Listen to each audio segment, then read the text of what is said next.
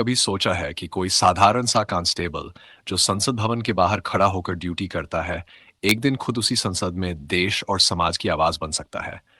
ये कहानी है उम्मेद आराम बेनीवाल की, एक ऐसे इंसान की जिसने जमीन से उठकर संसद की ऊंचाइयों तक का सफर तय किया। तो चलिए शुरू करते हैं आज की ये प्रेरणादायक कहानी। लेकिन उससे पहले, अगर आप ऐसी सच्ची और जोशीली कहानियां पसंद करते हैं, तो इस वीडियो को लाइक करें और चैनल को सब्सक्राइब करना मत भूलिए, क्योंकि हम लेकर आते हैं आपको जिंदगी के असली हीरोज की कहानियां। राजस्थान के बाड़मेर जिले के एक छोटे से गांव पूनियों का तला में जन्मे उम्मेद आराम का बचपन बहुत ही साधारण था। उनके माता पिता किसान थे और जीवन का हर दिन संघर्ष से भरा हुआ था। मिट्टी से खेलते हुए, बैल की जोड़ी के साथ खेतों में काम करते हुए और गर्मी सर्दी झेलते हुए उन्होंने जीवन के असली पाठ सीखे।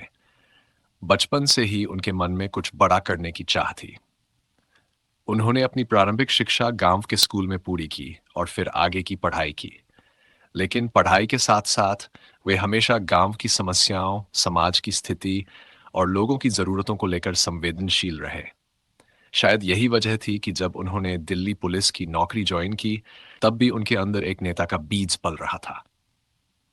दिल्ली पुलिस में कांस्टेबल के रूप में उम्मेदाराम की पोस्टिंग संसद मार्ग थाने में हुई। रोज रोज वे देश के बड़े नेताओं को संसद जाते हुए देखते। बाहर खड़े होकर उनकी सुरक्षा करना उनका फर्ज था, लेकिन भीतर कुछ और ही चल रहा था। एक दिन मैं भी अंदर बैठूंगा, एक दिन मैं भी जनता की आवाज बनूंगा, ये ख्वाब उन्होंने आंखों में संजो लिया था।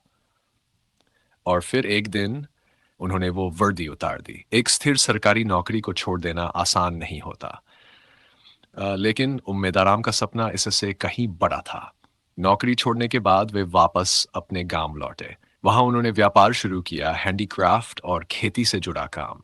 उन्होंने न केवल खुद को स्थापित किया बल्कि गांव के युवाओं को भी रोजगार देने लगे।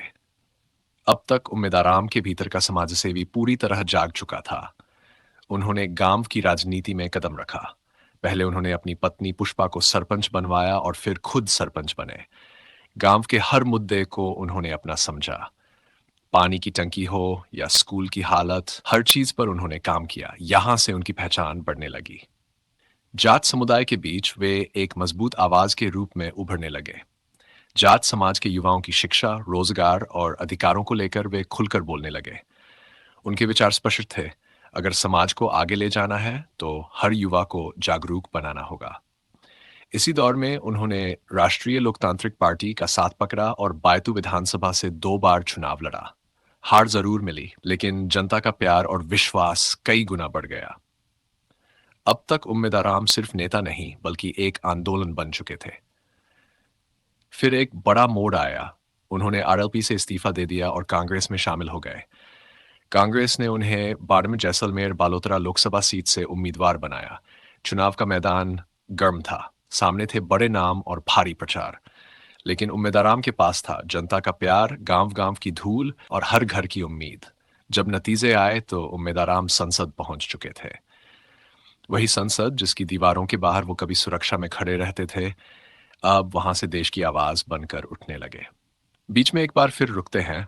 अगर आपको अब तक की कहानी प्रेरणादायक लग रही है, तो इस वीडियो को अभी लाइक करें और चैनल को सब्सक्राइब जरूर करें। हमें आपकी सपोर्ट से ही और भी कहानियां लाने की हिम्मत मिलती है। अब उम्मेद आराम सांसद हैं, लेकिन उन्होंने सत्ता को दिखावा नहीं बनाया। उन्होंने संसद में आवाज उठाई। जोधपुर एआईएमएस की समस्याओं को, ग्रामीण क्षेत्रों के हेल्थ सेंटर की हालत को, युवाओं की बेरोजगारी को।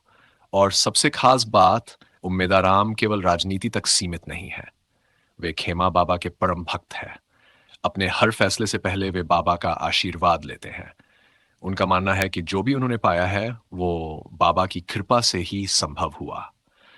उनकी आस्था ने उन्हें कठिन समय में शक्ति दी और सही फैसले लेने की समझ भी। आज उम्मेद आराम बेनीवाल न सिर्फ जाट समाज के एक मजबूत स्तंभ हैं, बल्कि एक ऐसे जननायक हैं जिनकी कहानी हर युवा को यह सिखाती है कि सपने किसी भी बैकग्राउंड से शुरू हो सकते हैं। जरूरी है तो बस एक ईमानदार सोच, एक साफ दिल और जनसेवा की लगन। अगर उम्मेद आराम जी की ये कहानी आपके दिल को छू गई हो तो वीडियो को लाइक करें, अपने दोस्तों और परिवार से शेयर करें और कमेंट में लिखें, जय खेमा बाबा। मिलते हैं अगली कहानी में एक और असली हीरो के साथ। तब तक याद रखिए, आपकी मेहनत, आपकी पहचान या